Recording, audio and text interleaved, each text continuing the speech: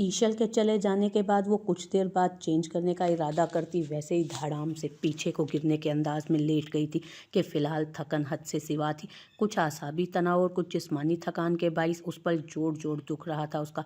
कुछ देर आंखें मूंदे खुद को रिलैक्स करते वो अपने जिस्म को बिल्कुल ढीला छोड़ते खुद को पुरसकून कर रही थी कि कुछ भी सोचना नहीं चाहती थी।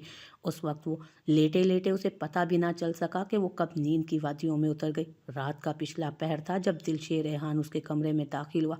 वो सामने ही बेड पर पाँव नीचे लटकाए उसी तरह सजी संवरी सोई पड़ी थी। दरवाज़ा बंद करते वो आहिस्ता से आगे बढ़ा।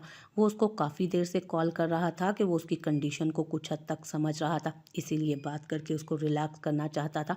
मगर कॉल रिसीव ना होने पर वो यही समझा शायद वो जानबूझकर कॉल रिसीव नहीं कर रही होगी, जिसके कमरे में वो दिन के उजाले में भी जाने से पहले 100 बार सोचता। आज वो बिला धड़क रात के उस पहर चला आया था उसके पास।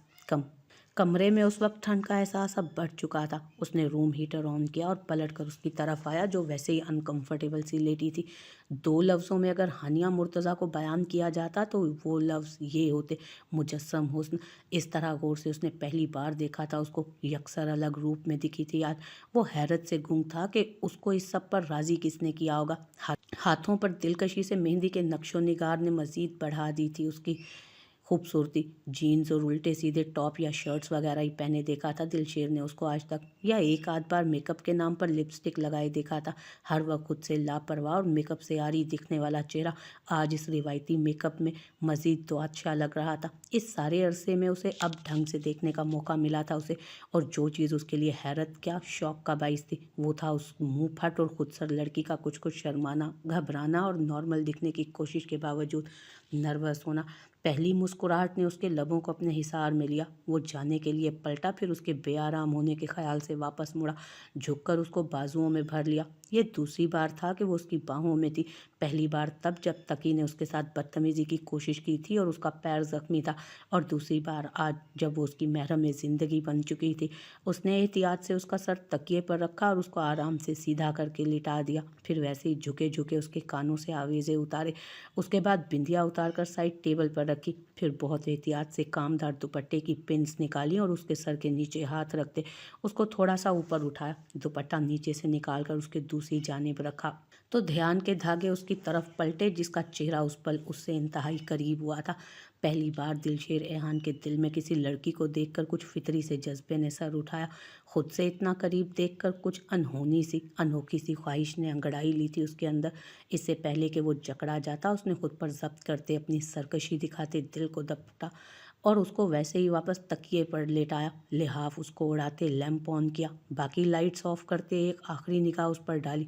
मगर कदम जैसे जंजीर हुए कि वो रानाइयों से भरपूर वजूद अब पूर उसकी मिल्कियत था। वो हरगिज़ भी यूं नज़रअंदाज किए जाने के लायक हरगिज़ ना था। वो दामन बचाकर निकलना चाहता था मगर जा नहीं पा रहा था। कुछ शशोपंज के बाद आज पहली बार दिलशेर रेहान ने अपने दिल से हार मानी थी और फिर उस पर झुकाया। लब उसकी पेशानी पर सख्त हुए और यूं दिलशेर रेहान को जिनसे मुखालिफ के लम्ह से आशनाई मुयस्सर आई। इससे पहले कि उसका दिल उसे मज़ीद किसी आजमाइश में डालता, वो तीर की मानित बाहर निकला, जैसे किसी अफरियत से पीछा छुड़ाकर भागा हो। अगली सुबह पूरी आबोताब से रोशन थी, मगर फार्म हाउस को उस वक्त खामोशी ने अपनी जो नमाज के लिए उठा वो नमाज फजर अदा करने के बाद फिर से सो गया कि थकन के मारे सबका बुरा हाल था और उस वक्त हर जी रूह को सिर्फ नींद की तलब थी। ड्यूटी पर शायद आज किसी को भी नहीं जाना था, वरना मर्द हजरात तो यकीनन उठ चुके होते। करीब कोई 11 बजे मीराल की आंख खुली तो घड़ी पर नज़र पड़ते ही उसे अफसोस हुआ कि वो इतनी देर सोई रही, फजर की नमाज छूट गई। कसलमंदी से अंगड़ाई लेते उसकी नज़र बेख्तियार दूसरी तरफ उठी, जहां वो लाइट ग्रे कलर के कमीज शलवार में उस वक्त गहरी नींद में सो रहा था। यकीनन वो नमाज पढ़ के सोया होगा। उसने उसके कपड़ों से अंदाज़ा लगाया। साफ रंगत जिसमें घुली हुई गुलाबियाँ वाज़ेह थी, डार्क ब्राउन बाल जो उस वक्त कुछ बेतरतीब हुए थे, हल्की दाढ़ी और घनी मूँछों तले भींचे हुए गहरे उनाबी होंठ जो हर वक्त सिगरेट फूंकते रहते थे। दराज कामत वो बंदा शायद खुद भी नहीं जानता था कि वो किस कदर पुरकशिश पर्सनालिटी का मालिक है। मीराल यार, जितनी तुम खूबसूरत हो ना, कसम से तुम्हारा लाइफ पार्टनर तुम्हारे जितना ही प्यारा होना चाहिए। तुमसे ज़रा सा कम खूबसूरत हुआ तो मेरे ख़्याल में ये तुम्हारे साथ नाइंसाफ़ी होगी। उसके कानों में उस वक़्त उसकी दोस्त जेनिफ़र के कुछ साल पहले कहे गए अल्फ़ाज़ गूंजे तो उसको ये इतराफ़ करना पड़ा कि मोमिन शाह को अगर वो देख लेती तो पागल हो जाती। उसको क्रेज़ था हसीन चेहरों का। बेख्याली में काफ़ी देर वो उसको देखती रही कि ऐसे मौके कम ही मिलते थे जब वो उसकी तरफ देख सके। उसके सोए होने का उसने भरपूर फ़ायदा उठाया। सब ठीक था, बल्कि बहुत अच्छा था। वो सब घर वालों के साथ बहुत अच्छे से एडजस्ट कर चुकी थी, बल्कि उसे ज़्यादा कुछ करना ही नहीं पड़ा कि वो सब खुद ही इतने अच्छे थे कि कभी कभी उसको शिद्दत से ये एहसास गुजरता कि उसकी ज़िंदगी का मकसद क्या था, उसकी मंजिल क्या थी। उसने खुद से दस्त दराज करते उससे पनाह मांगी थी, तो अब वो कैसे उस बात को नज़रअंदाज करते उसके साथ यूं अजनबियों की तरह रहती रहेगी। वो उसको अपनी पसंद से ब्याह कर नहीं लाया था जो वो हर तरफ से बेखबर हो जाती। असूलन तो उसको अब तक अपने लिए कोई फ़ैसला कर लेना चाहिए था, क्योंकि जितना वो मोमिन शाह को जान पाई थी वो मुंह से तो कभी नहीं कहेगा उसको जाने के लिए, मगर उसने मीराल को रुकने को भी कभी नहीं कहा। कभी कभी उसको कुछ कहती हुई सी लगती थी उसकी नज़रें, कुछ पैगाम देती हुई, मगर मुंह से ऐसी कोई बात उसने बाकायदा कभी नहीं कही थी जिससे मीराल पर यह वाज़ेह हो सके कि वो मीराल को अपनी ज़िंदगी में रखना चाहता है। लाशऊरी तौर पर आज फुर्सत मिलते ही वो उसको देखते हुए उसी को सोच रही थी। यहाँ तक कि मोमिन शाह नींद से बेदार हो चुका था, मगर फिर भी वो मुतवज्जो न हुई।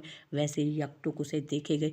मोमिन ने नींद से बोझल निगाहें एक बार फिर से बंद करते खोली और उसे देखा, जो उससे कुछ फासले पर बाजू फोल्ड किए, मुंह पर हाथ टिकाए उसी की तरफ रुख किए नीम दराज थी और बिना पलक झपकाए उसे ही निहार रही थी। सोया जागा सा दिमाग अभी ठीक से काम नहीं कर रहा था, मगर दिल एक पल को मचल गया और बिना कुछ सोचे समझे उसने हाथ बढ़ाकर उसे अपनी तरफ खींचकर खुद पर गिराया और दोनों हाथों से उसकी कमर को जकड़ा। वो जो गहरी सोच में डूबी हुई थी, इस अचानक उफ्ताद पर उसकी चीख ही निकल गई। अरे यार, क्यों शरीफ बंदे को यूं चीखें मारकर फंसाना चाहती हो तुम? कोई सुने तो क्या सोचेगा? वो शायद अपने हवासों में नहीं था, या उसके हुस्न ने आंख खुलते ही चारों शाह निश्चित कर दिया था मोमिन शाह को, जो वो तमाम हदबंदियां भूले हुए था। मीराल की तो सुबह सुबह जान पे बन आई, धड़कनों में जैसे तूफान बरपा था उस पर। वो एक पल में इस कदर करीब आ गया कि वो कोशिश के बावजूद न संभल पाई। ऐसी बेइख्तियारी, और मोमिन शाह ये भी तो उसके लिए हैरान कुनी था ना। मोमिन पीछे हो प्लीज़। बमुश्किल वो नज़रें झुकाई, इतना ही बोल पाए। दिल की रफ्तार ऐसी थी कि जैसे किसी भी पल पार आ गिरेगा। इन्हें यूं कैद करके जुल्म ना किया करो इन पर। उसने हाथ बढ़ाकर उसके बालों को कैचर से आज़ाद किया। मीराल की शर्म और मोमिन की बेखुदी लम्हा ब लम्हा बढ़ रही थी। उसके सारे बाल बिखर कर नीचे आ गिरे और जैसे उन दोनों के चेहरों के इर्द गिर्द पर्दा सा गिर गया। मैं चाहता हूँ ये घटाएं यूं ही मुझ पर बिखरी रहें, हर सुबह ये रेशमी जाल मुझ पर गिरा हुआ, और फिर दिन में यकायक रात हो जाए। फिर उस पल उन जुल्फ़ों ने मंजर को यकसर बदल दिया। चांदी जैसा चमकता दिन भी मुझे स्याह बादलों से ढकी शाम जैसा सुहाना लग रहा है। आंखें मूंदे वो अपने आसपास बिखरी उन घनेरी जुल्फ़ों की भीनी भीनी सी महक अपने अंदर उतारते पूरी तरह बहक रहा था।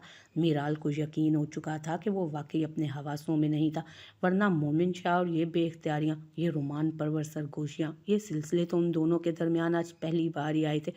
ये सुबह क्या कोई नई कहानी रकम करने जा रही है? कोई सहर अंगेज़ और मोहब्बतों से गुंधा कोई हसीन बाब शुरू होने जा रहा है क्या? या ये कोई ख्वाब था, सांसें ज़ेर ज़बर कर देने वाला ख्वाब, या कोई शराब था, रेत की मानित हाथ से फिसलते हुए ये लम्हे? आखिर क्या हकीकत थी इनकी? मोमिन, उसने जैसे उसे होश दिलाना चाहा। बोलो, सुन रहा हूँ, मुझे नींद नहीं आ रही। वो यूं ही आंखें बंद किए उसको खुद पर गिराए, उसके बालों में उंगलियां फेरने लगा तो मीराल का वजूद उसकी बाहों में फना हो जाने को था उस पर। वो दूर होना चाहती थी, मगर वो तो जैसे अज़ल से मोमिन शाह की पाबंद थी और ताबद उसको उसकी फर्माबरदार रहना था। फिर वो भूल गई कि वो कौन है, मोमिन शाह कौन है, उनके रिश्ते की हकीकत क्या है, उनके रिश्ते में कितनी पायदारी है। उस वक्त वो भी मोमिन शाह की तरह लम्हों की गिरफ्त में जकड़ी जा चुकी थी। बेखुदी पूरी तरह बेदार हो चुकी थी उसके अंदर। आखिर को वो भी एक लड़की ही तो थी, और मुकाबिल एक भरपूर मर्द जो उसका महरम था। वो गुरेज करती भी तो क्या। लम्हों का फसूं बढ़ा तो मोमिन ने मजीद उसका दामन पकड़ने से इनकार कर उसकी तरफ झुकाव किया। मीराल की बंद होती आंखें उस पर जैसे बाहर को उबल पड़ी। वो मोहतात और खुद पर कंट्रोल रखने वाला बंदा आज अचानक क्यों इतना बेखुद हो गया था कि हर हद भूलता जा रहा था। वो मीराल का जाना मजीद मुश्किल बना रहा था। वो कैसे दामन छुड़ाएगी उसकी याद से? नागहानी तौर पर उनके दरमियान दूर आने वाले कुर्बत के उन लम्हों को कैसे भूलेगी? اس کی سانسیں اور دھڑکنیں اب مدھم پڑ رہی تھی، مگر وہ تو جیسے جنموں کی پیاس اسے ایک پل میں ہی بجھانے کا متمنی تھا۔ وہ اس کے کندھے پر ہاتھ مارتی اس کو احساس دلانے کی کوشش کر رہی تھی کہ اگر کچھ پل وہ مزید نہ ہٹا تو وہ یقیناً ہوش کھو دے گی۔ اس کا نسخہ کارگر رہا اور وہ اس کو آزاد کرتا پیچھے ہٹا۔ وہ آنکھیں موندے کیے سر پیچھے کو گرائے گہری سانسیں بھر کر اپنی بے ترتیب ہوئی سانسیں بحال کرنے کی کوشش کر رہی تھی۔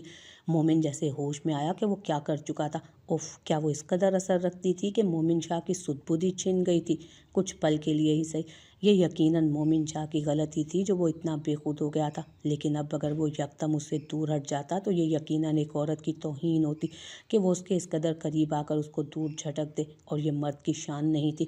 یہ مومن شاہ کو کسی طرح گوارا نہ تھا، اسی لیے اپنی بے اختیاری کی غلطی کو بھی اس نے قبول کیا اور بکھری سانسوں سے نبرد آزما اس لڑکی کو خود میں سمیٹے، ساتھ لگا کر اپنے وجود کا احساس دلایا جو اس کی قربت سے نڈھال تھی۔ اس کے گرد بازو کا حصار بناتے آنکھیں موند گیا کہ بات کی بعد میں دیکھیں گے، مگر ابھی کے لیے یہ کرنا ضروری تھا۔ ممی میں آ جاؤں؟ اس نے دہلیز پر کھڑے اجازت چاہی۔ آ جاؤ میری جان۔ ماہمہ نے الماری کے پٹ بند کیے۔ شادی کے ان ہنگاموں میں کبڈ کو سیٹ کرنے کا موقع ہی نہیں ملا۔ اس کی غیر موجودگی میں ایحان نے کبڈ کو بکھیر کر رکھ دیا تھا۔ ضرور آ جاؤ۔ بھلا یہ بھی کوئی پوچھنے کی بات ہے؟